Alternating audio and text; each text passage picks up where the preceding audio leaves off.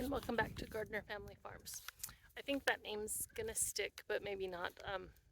It might actually be a pig farm that's here in Arizona. I need to research that before we stick with that name altogether, because I don't know if that's Gardner Family Farm or Gardner Family Farms, and it's just too close together. So the name may be changing. I haven't decided. I was gonna go. My other thought was to go with the Imperfect Gardener because I don't do anything the way everybody tells you to do it. I learn and I grow from my successes and my failures. Gardening in Arizona is a totally different ballgame. We have generally we have very little summers, or I'm sorry, our winters are very light and our summers are excruciating. Most of us do nothing more than try and keep our gardens alive through July and into August. But that's what we do, so we learn. The books, all of that stuff, they're great information, don't get me wrong, they absolutely are terrific information. I've learned a lot. I've got a library full of books. But this is Arizona and it's a different ballgame. So if you're watching this video, this is actually about half an hour after I filmed the potato growing. I actually came out here to plant my garlic, which we've got here. I've got 3 different types I'm going to plant today.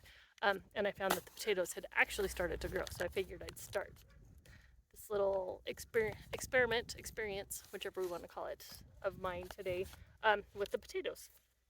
I'll do an introduction as to why I'm doing that and all those things after a while. So I'll probably be wearing the same clothes.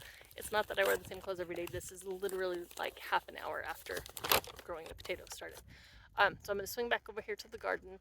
I've done a little bit. Like I said, it's been about half an hour. So my big compost pile that I showed you in the earlier video, I spread it out. I have a rototiller, but this one I just turned the ground under with a shovel after I spread the manure, the compost pile. The rototiller's heavy and I just wasn't in the mood to dig it out today, and I needed the arm exercise shoveling. So I spread it out flat and then I just turned it over with my shovel and then I kind of raked it smooth. I know people are like, don't till, don't till, don't till. But one of the things here in Arizona is that this ground gets impressively hard and it compacts. It's mostly sand with clay and a ton of rocks. As you saw, if you watched the other video, as you saw, I was having a hard time even digging up around the potatoes with just a spade. So I got the big shovel out. That is why we use the rototiller. It's way more powerful, does the job in a lot less time. We've also got quite a few. We've actually got 2 gardens in my greenhouse. I don't know if you can see the greenhouse is over there. I'll take you on a little tour of it. It's not quite finished, but it's a work in progress.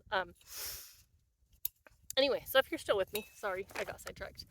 This is me planting garlic. This is only the 3rd time I planted garlic. I haven't had great success. So I moved the garlic garden, over to the 25 by 25 square foot garden that we have. It's mostly sand, like I said, but it's thicker. Generally, it's easier to dig.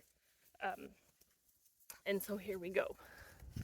Make sure we can see everything I'm doing. Let me see. No, this may not work. I may have to readjust the camera, so I will be back in just a minute.